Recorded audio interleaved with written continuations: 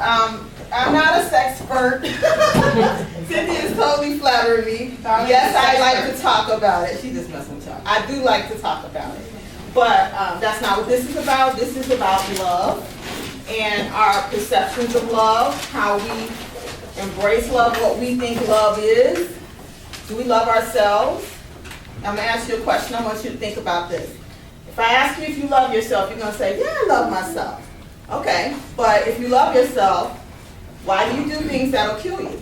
Like smoke, do drugs, participate in activities that will result in deadly mayhem. But we love ourselves, right? Just think about that, okay? So we're going to move into the presentation.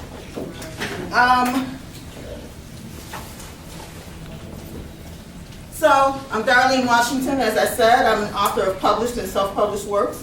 I've been published in college newspapers, magazines, and others. My works can be found at dmwbooks.com and RazzmatazzTV.com. I'm an alumni of Columbia College, Chicago, with a Bachelor of Arts degree. A good part of my life has been spent in the private business sector in advertising and public relations. I am now engaging in the entertainment industry. And this is my colleague, Ms. Cynthia L. Mans, a full-time professor of sociology at Olive Harvey College. You got to take that C off the candidate. I got that degree. Okay, gotcha. She holds an MA, PhD, and act like you don't see that C. She has taught at Columbia College, Central Michigan University, and her alma mater, Michigan State University. Ms. Mans is the author of a sociology textbook and is currently working on a book about communications between men and women. And she doesn't need any introduction, but because she allowed me to come into this class, I include her. And she didn't need that either, but so thank you for that.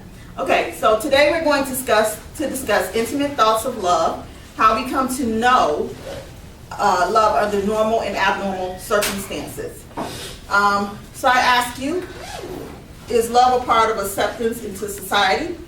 Here's a piece from Abnormal Psychology by Martin E.P. Seligman, University of Pennsylvania, Elaine F. Walker, Emory University, and blah, blah, blah, their credits. Okay, moving on.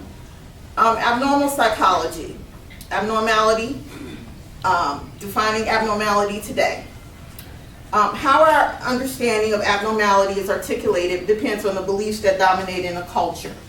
The beliefs, customs, arts, etc. of a particular society, group, place, or time, and epoch, an event or time marked by an event that begins a new period or development, a memorable event or date. Those are the definitions for you guys.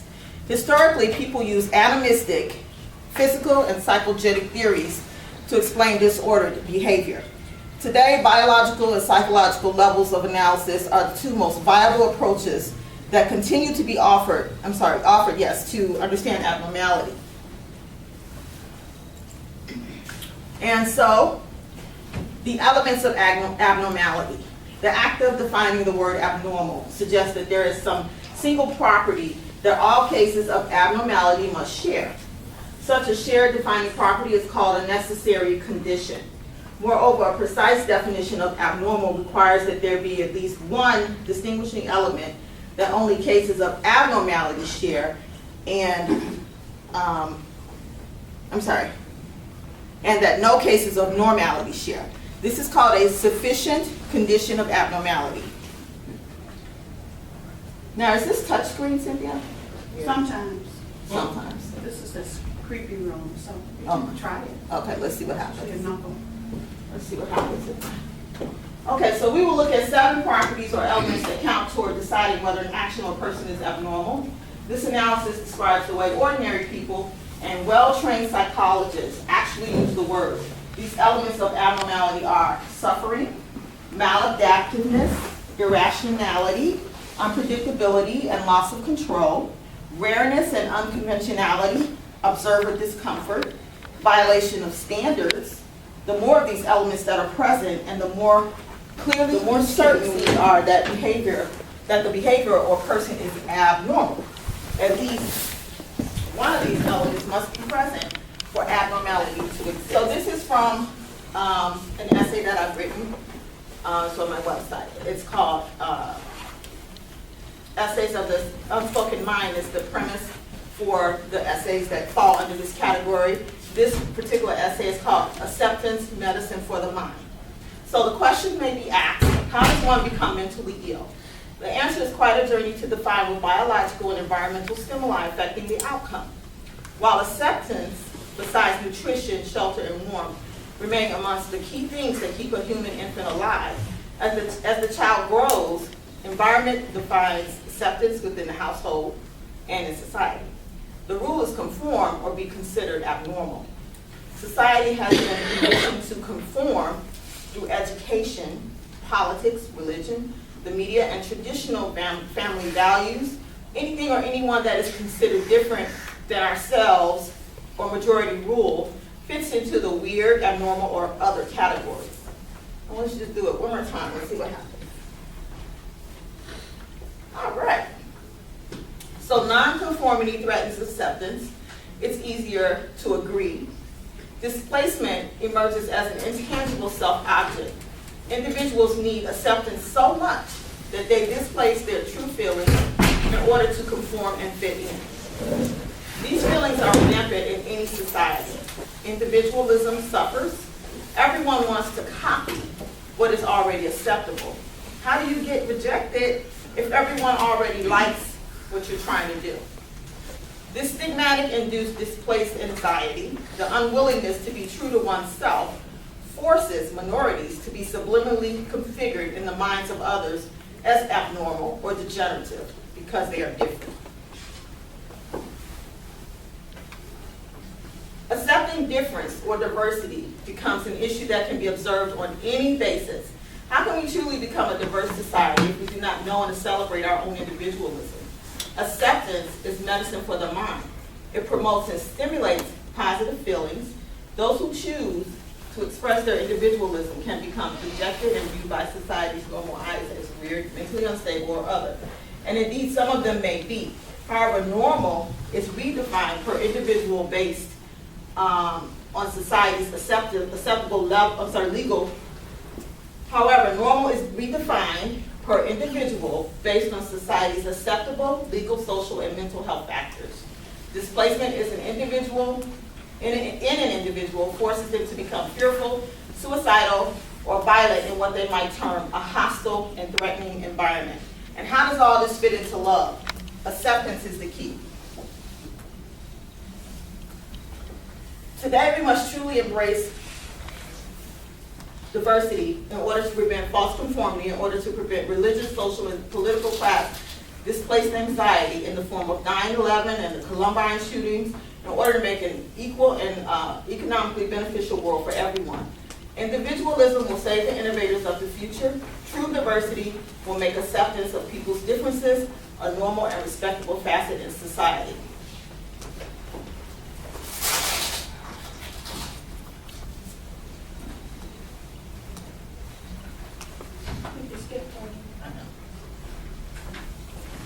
Okay, and how does acceptance of oneself and other people's differences cross over into love? With respect to love with race, and how does acceptance of oneself and other people's differences cross over into love with respect to race, religion, and other cultural and social factors? How does this happen? What do you accept as love? Is it when someone takes care of you or takes care of you no matter what? Is it when mom or dad buys you things and sends you off? Or when they spend countless hours trying to help you understand your homework? Or is it both? How about if the person, how about if the person will kill for you? Do they love you then? Die for you? How about then? What kind of love are we looking for? So today, we're going to discuss intimate thoughts of love. We're going to become intimate with love, from my perspective. We're going to see the different faces of love, okay? So now I want you to close your eyes. Please don't open till I say so. This is important. I want you to really feel this. I want you to only rely on what you hear me say as your mental intake. I want you to immerse yourself into each scenario. Become the receiver or giver of love in each circumstance. quietly determine what's acceptable to you. So, see if what I'm talking about sounds like love to you. So imagine being a newborn baby. You can't do anything for yourself. So when you want something, you simply cry. Now what happens if your cries go unanswered for extended periods of time? What kind of child might you be as you get older? Might you even die, as baby needs human touch to survive? Now imagine yourself as a child, 5 or 6 years old, defenseless against a sexual predator whom everyone likes and believes to be true and kind. You try to explain in your own words to your parents and to others what is happening to you, but they won't listen because the accused is a rock star at what they do. Imagine how you might experience love when you grow up if the situation is not stopped.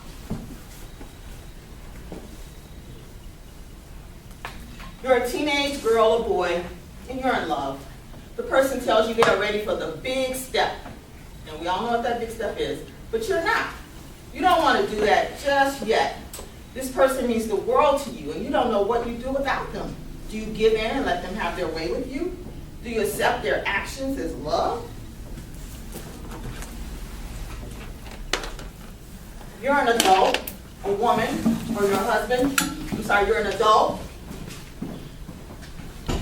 One moment, people. Sorry. A woman, your husband makes love to you. You have several children and several years together. But ever so often, he beats you to a pulp. He beats you so bad each time you make him angry that you require medical attention and you have to lie about your attacker's motives. The police have been to your house like they frequent a bar. Still, you keep taking the beatings. Now the court system wants to take your children away and deem you unfit as a mother. Still, you love your husband. You love your husband. Is that love? Yeah. Let's look at this. Now you're that sexually abused child and you're having to go outside for recess. For some reason, the other kids they don't like you. They say you're too quiet. You're weird because you won't talk. The girls pull your hair and call you ugly and stupid. The boys throw rocks at you and spit at you and sometimes on you. And all the while this is happening, you're thinking you shouldn't be so weird. You should talk. You should play like everyone else. But your spirit is in a cage and it can't get out. No one will unlock the chained up bird cage and let you out of the mockery of your situation. Do you feel loved? Does this child feel loved? You're a grown man now, but as a youth, you killed someone in a grisly crime. You wanted to prove a point. No one should mess with you. The judge gives you life in prison with no parole. You're raped, and now occasionally you help the rapist rape so they won't rape you. You feel so small inside. You want to kill them, and one day you fear you will. But on this day, you will die also because you will have killed again. Every day you pray to God to remove them. Every day you pray for guards who aren't corrupt. Every day you pray to be set free. No one has visited you in over 30 years. You keep seeing your family's faces. You imagine they love you again. You're so sorry, but no one will believe you. No one will ever love you again. This is how you feel. You're someone's pet, a dog or cat. Your owner comes home every day, and depending on what kind of day they've had, you might get thrown against the wall, kicked in the face, hit with a broomstick, just for trying to rub up against their leg. And when you look up at them, you wonder if they love you. You've run away countless times, but the neighbors keep bringing you back. No, you just wait for death, should it come, because you don't know what else to do. When other cats or dogs come around, they won't play with you, or some of them do. They lay with you to help ease your sorrow. For a moment, you feel love until they leave. Okay, you're pregnant for the first time. The doctor tells you, and you're right in the middle of your career. The doctor also tells you that you can't keep the baby. The baby is killing you, and you can't choose between your life and the baby's. And no one understands why. Why can't you make up your mind who's more important, you or the baby? And all you can hear is the baby crying from the womb, begging for its life. Who do you love more, yourself or the child? Or would you rather risk it at all? Now you're you again. How might you experience love?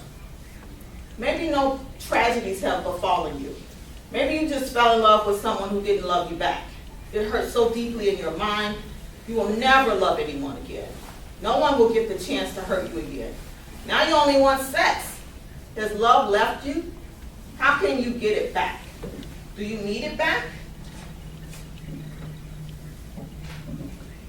Now open your eyes. Who are you?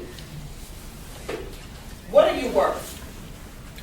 Why should anyone love you? Heterosexual, homosexual, lesbian, bisexual, transgender, no matter who or what you are, you will transition through love. You will have to determine for yourself what is acceptable as love. I can only say that love should not destroy you. It should build you up. You should build your partner up. If you're teaching each other, if you're tearing each other down in a friendship, a familial situation, no matter the situation, seek counseling. If it doesn't work, you should consider letting go. Define love as it matters to you. I find God's love is never ending. And many people might not be religious or may not believe in God. That's your own personal business. As I said, find love as it relates to you. No matter how imaginary or foolish someone may think it is, God exists in your body, mind, and spirit. He is love. So now I'm going to ask you some of these questions again. I want you to be honest. Tell me either yes, it's love and why, no, it's not love and why, it's obsession or something else, or if you don't want to say nothing, don't. So what if I were to tell you all of these scenarios were considered love? It's love, but it's abnormal love. In any of these situations, if you were the giver or receiver of love or received love by any legal or social standard, it would be marked as maladaptive. What we have learned is that each person will hopefully define love on their own terms, whether they have grown to know a normal or abnormal version of what love is, could ultimately make the difference in life and death situations. We have also learned that society cannot grow to accept differences in people and the many variations of love in cultures around the world if they do not first identify and respect themselves and their own differences. Even identical twins celebrate their likenesses and individualities. We can't all be twins, but we can all learn to accept life's variations of love. And special thanks to my good buddy, Miss Mans. And that's it for that presentation. So what are you saying, Darlene, is all of those situations are love? yeah, they're all love, they're just maladaptive love. Because it's perceived love in that person's mind. Once you have learned to accept love in a particular way, if you were born to think that somebody loves you if they beat you all the time, you know, if you grew up in a household like that, where someone's beating you all the time and treating you bad all the time, and you're constantly taking it, but there's, oh, I love you. And so you get out here in the world, and that's what you start to think is love, because that's what you were conditioned to believe is love, you know. So, as I said, there are the maladaptive forms of love, which I find these to be. And depends. I mean, there's a point I wanted to make about cheating. You guys were talking about cheating earlier. Okay, so I don't know if anyone in here has kids. Maybe some of you don't, or some of you do. I don't have kids. Okay, so I'm gonna ask you something. When your kids grow up, if they cheat, somebody got the right to kill them? Somebody got the right to beat them? You know, maim them? There's this lady, Lorena Bobbitt, back in the 90s, I think it was somewhere in the 90s, she cut off her husband's penis because he cheated on her. She beat her up too. Yeah, well, he shouldn't have beat her up. You know? Off and threw them. Then somebody cut his penis again. Yeah, they tried to reattach it. They did reattach it. attachment. We don't know how well that works, but they can be attachment. Third place. But the point is, that's the whole point. So you have the right to beat up somebody because they make you mad. This is your lover. This is your spouse. You know, how do you define love? That's what the whole session is about. So what you can do is you can reach deep inside of yourself and think about that, you know, and say, what do I really think I deserve? How should I love myself? Remember I asked you earlier, if you loved yourself.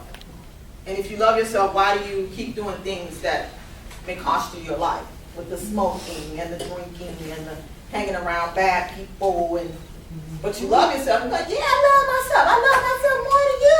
You're going to tell that to anybody. Yeah, I love myself. I've heard people say, I love myself too much to even think about doing that. I've heard it before. Yeah, so people even say that, but then they'll turn around and let somebody do what to them? All types. Right, so every time you get ready to interact with someone, every time you get ready to accept a situation, you have to ask yourself, what is my value? How do I value myself? Exactly what is it that I'm willing to take from someone and accept it as valuable or good in my life? You have to do that. And if you don't, then you just float through life, making mistake after mistake, never venturing into the world of what love really means or what it can really mean, you know. And some people will go to the ends of the earth for each other. You know that ride or die love that he's talking about, you know, in the hip hop world, ride or die. So if I kill somebody, like, you know, you can't tell nobody I did it, you know, and all of this. You know, I'm going there. I'm going there because these are things. So why get involved with someone who has that mentality unless you are willing to be that ride or die person? So if you go to jail, I'm going to jail for you. You know? So then don't step into that arena. Don't welcome that person into your life that has that mentality. Because if you do, that's what they're expecting. You know, I thought you was a ride or die. You know, even a woman, you know, you want to dog a man out, you want to take all his money, cheat on him, get knocked up with a baby that ain't even his. Oh, what you ain't gonna pay for? Wish I would get a DNA test. You gonna believe me? You know, thank God for legal walls. You know, because I got sons. Cynthia has a son. Maybe one of you have a son. You want some chick to do your son like that? You know, these are the values. Yeah. You know, it's like, what you gonna do? What you gonna do? Well, that is my presentation. This is DMWBooks.com. You can go to my website and check out the rant bar, any one of the things here. I hope you will enjoy it. And if you have any questions or anything. Anybody have any questions? Well, I do. In my English class, I'm doing a paper on like the mental health on the pregnant women. Does it affect the behavior of a child, like after birth and like and through the stages of life? And you were saying something how the environment and stuff, how it affects and that's actually one of my main points in my paper. How the environment of the woman as she's pregnant, how it affects her mental state, and how that then affects to the baby. Absolutely. And in my English class, they was basically saying like how that's not true and all this, and it does.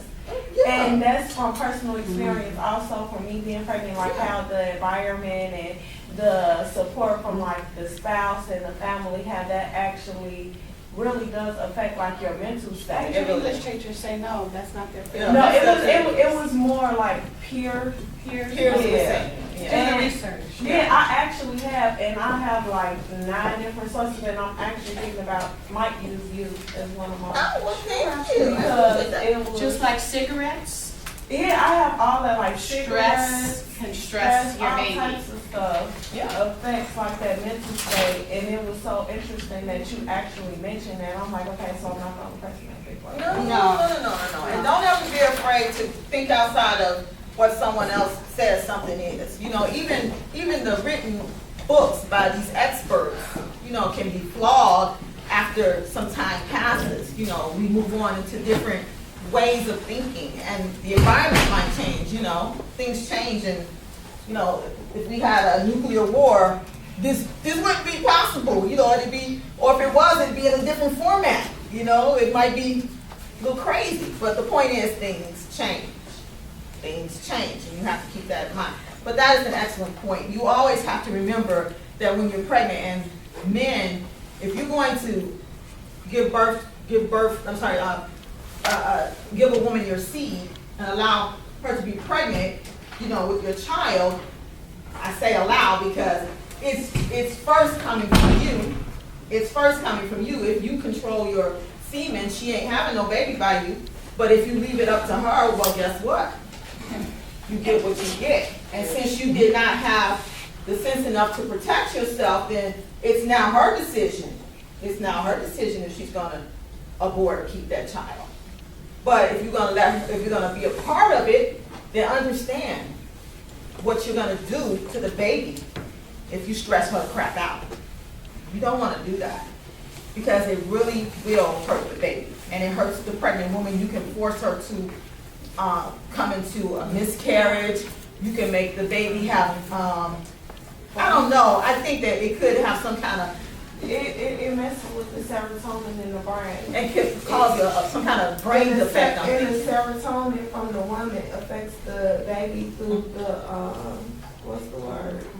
The umbilical cord. Those report. Because the baby also, like during the first trimester, the baby is feeding off the mother's energy and the stuff that she's providing to the baby. Right. So when the serotonin is decreased, that affects the baby's development. Yeah, all of that. So that's very important. So, good point. That's a great observation, and that's just good. I like that. Thank God somebody is paying attention to, you know, how we're giving birth to our children. You know, you don't just get pregnant and be like, oh, I'm pregnant, it's a lovely day. You know, it's a lot of planning that should go into that.